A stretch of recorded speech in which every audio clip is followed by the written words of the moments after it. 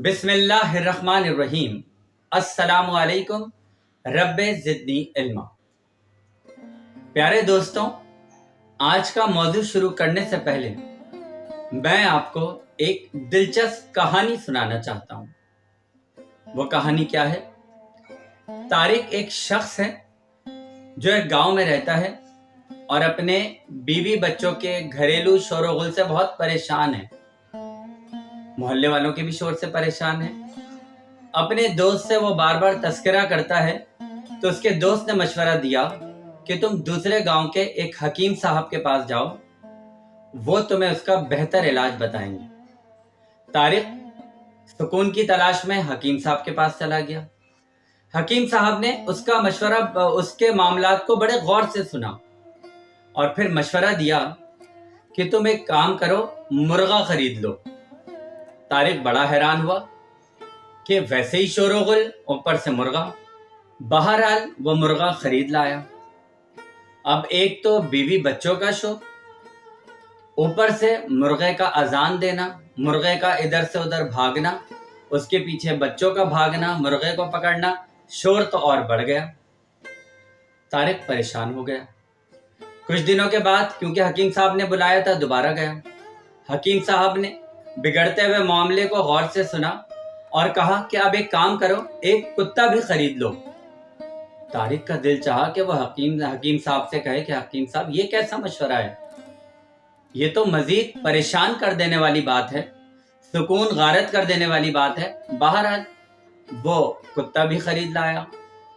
अब कुत्ते का शोर अपनी जगह, मुर्गे का शोर अपनी जगह, बच्चों का शोर अपनी जगह, मोहल्ले के बच्चों का शोर अपनी जगह। मामला बढ़ गया। कुछ दिनों के बाद फिर हकीम साहब के पास हाजिर हुआ, तो हकीम साहब ने ये कहा कि अब एक काम करो कि एक गधा भी खरीद लो। तारिक सोचने लगा कि मैं इनको खरी सुनाऊं, आखिर ये क्या मशवरे दिए जा रहे हैं कि दो जानवर तो मौजूद हैं, तीसरा एक और जानवर खरीद लूं। बहरहाल गधा भी खरीद के ले आया और खूंटे से बांध दिया। कुछ दिनों में मोहल्ले वाले आ गए घर पर और एहतजाज करने लगे कि भाई कुछ तो खौफे खुदा करो, कुछ तो ख्याल करो, ये जानवरों का शोर, हम तो परेशान हो गए। तारिक फौरन हकीम साहब के पास गया और हकीम साहब ने उसका मामला सुनकर कहा, अच्छा एक काम करो कि गधे को बेच दो। तारिक फौरन बाजार गया गधे को लेकर और आधी कीमत पर बेचकर घर आ गया। अब उसे बड़ा सुकून महसूस हुआ। कुछ दिनों के बाद फिर हकीम साहब के पास जाना था। हकीम साहब ने अब कहा कि एक काम करो, कुत्ते को भी बेच दो, कुत्ते को भी बेच दो। तारिक सोचने लगा कि कुत्ता तो अब घर की निगहबानी करने लगा है, हिफाजत करने लगा है, हमसे मानूस हो गया है। उसकी मौजूदगी में तो हमें एक सुकून का, एक हिफाजत का, एक तहफ़्फ़ुज़ का, प्रोटेक्शन का एहसास हो रहा है। बहरहाल उसने हकीम साहब के मशवरे पर वो भी बेच दिया। कुछ दिनों के बाद जब एक मखसूस वक्त के बाद वो दोबारा हकीम साहब के पास गया, तो हकीम साहब ने कहा एक काम करो, अब मुर्गा भी बेच दो। तारिक हाथ जोड़कर कहने लगा, खुदा के वास्ते हकीम साहब, मेरा ख्याल है मेरा इलाज मुकम्मल हो चुका है। हम सब तो मुर्गे के आदी हो चुके हैं, उसकी अजान सुने बगैर तो हमारी सुबह आंख ही नहीं खुलती और दिन भर बच्चे भी उसके साथ मगन रहते हैं। मगर जब हकीम साहब ने गुस्से से कहा और अपने हुक्म को दोहराया, तो तारिक ने मुर्गा भी ज़िबा किया और इस तरह मुर्गा भी चला गया। उसके कुछ दिनों के बाद जब वो हकीम साहब के पास गया, तो हकीम साहब ने कहा कि अब एक काम करो, अपनी बीवी और बच्चों को मैके भेज दो, यानी बीवी के घर वालों के घर उनको भेज दो। तारिक कहने लगा, खुदा के वास्ते हकीम साहब, अब ऐसा कुछ नहीं होगा, मेरा इलाज मुकम्मल हो चुका है, अब ये सुकून नहीं है, ये तो मुझे बहुत ज्यादा टेंशन का सबब है। हकीम साहब मुस्कुराए और कहने लगे कि मैं यही बात समझाना चाहता था कि हम अपने जहन को जिस माहौल का चाहें आदी बना लें, हमारा जहन उसके मुताबिक सोचने और उसके मुताबिक काम करने लगता है। तो जनाब, हमारा आज का मौजू है दिल का, दिमाग का सुकून। दोस्तों, हम अपने दिमाग का, दिल का सुकून कहाँ ढूंढते हैं?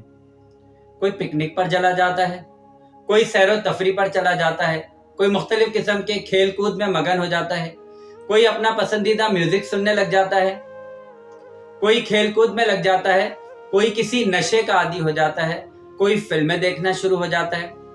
लेकिन क्या कभी आपने सोचा है कि ऐसा करके क्या हमारे दिल को, दिमाग को कंप्लीट सेटिस्फेक्शन मिलती है, मुकम्मल सुकून मिलता है?